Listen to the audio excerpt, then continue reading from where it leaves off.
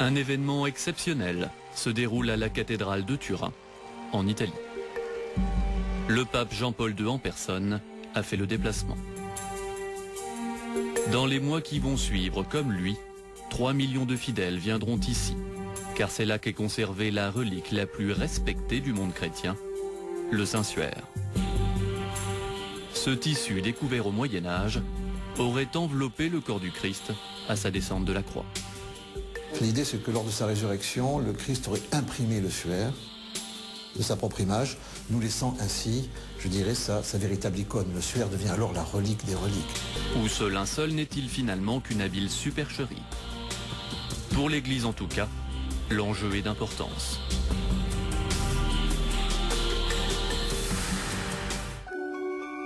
Dans un premier temps, quand le linceul apparaît au XIVe siècle, l'Église réfute son authenticité.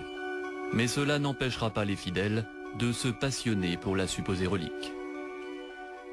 Certains papes, un peu plus tard, au XVe, XVIe siècle, ont même condamné le suaire en disant on refuse de considérer que c'est une relique authentique. Mais la ferveur populaire a été telle qu'il a été impossible au pape d'empêcher cette relique de circuler et d'avoir le succès qu'elle a connu.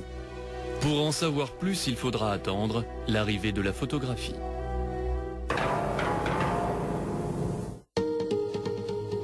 Mai 1898, Secundo Pia, un avocat italien, photographe à ses heures, va faire un premier cliché du linceul. Et voici ce qu'il va découvrir sur ses négatifs.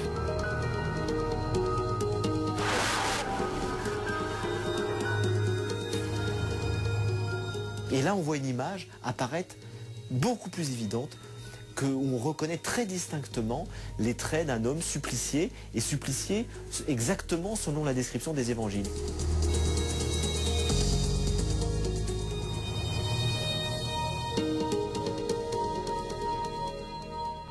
On voit très nettement les traces des clous qui l'ont crucifié, et ce qui est très intéressant, c'est qu'on s'est rendu compte que les clous n'ont pas été mis dans les mains, comme on le représentait traditionnellement, mais dans les poignets.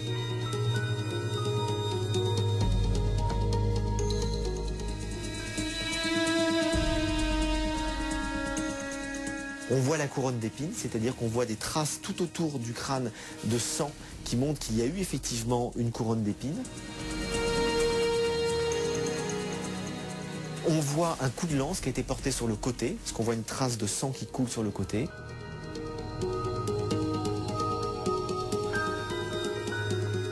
L'Évangile rapporte qu'un soldat, pour vérifier que Jésus était bien mort, lui a percé le flanc d'un coup de lance et qu'il en est sorti du sang et de l'eau.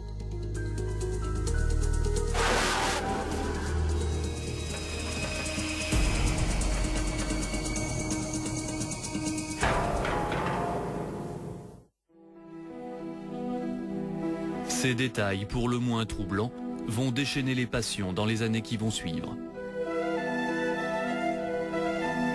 La ferveur populaire pour le Saint-Suaire va s'amplifier. Seulement personne ne peut expliquer la formation de l'image sur le tissu. Alors une bataille va s'engager entre scientifiques et religieux. C'est la grande confrontation entre la science et la foi. La science extrêmement positiviste, un peu idiote du XIXe siècle, veut prouver que le christianisme est faux. Le christianisme se cherche des preuves matérielles, entre guillemets, scientifiques de sa vérité. Et du coup commence une espèce de polémique sans fin. Le suaire est-il vrai ou est-il faux? Et ce sont les avancées de la science qui vont permettre d'en apprendre davantage.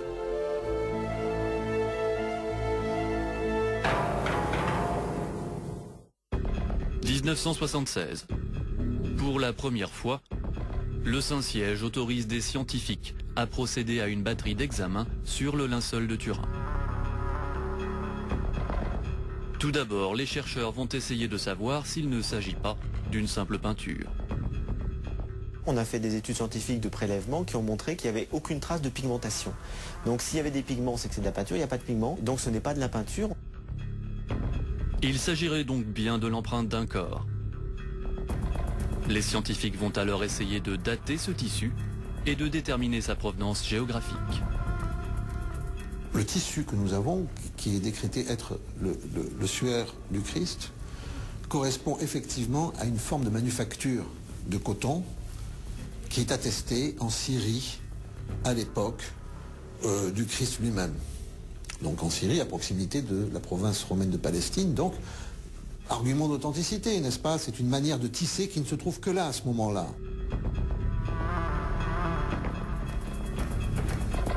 Toutes ces informations amènent à croire à l'authenticité du linceul de Turin.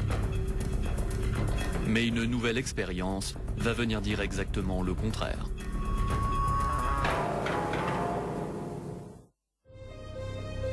« 1988. L'Église autorise enfin des chercheurs à utiliser un procédé réputé infaillible pour déterminer l'âge du linceul. Il s'agit de la datation au carbone 14. Le Vatican a annoncé aujourd'hui que des échantillons ont été prélevés sur le Saint-Suaire de Turin. Ces échantillons seront confiés pour une datation au carbone 14 à des laboratoires indépendants de 3 pays, dont le Royaume-Uni. Les tests seront coordonnés par des experts du British Museum.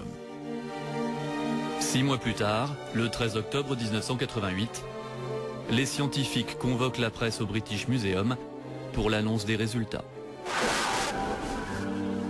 Le verdict est sans appel.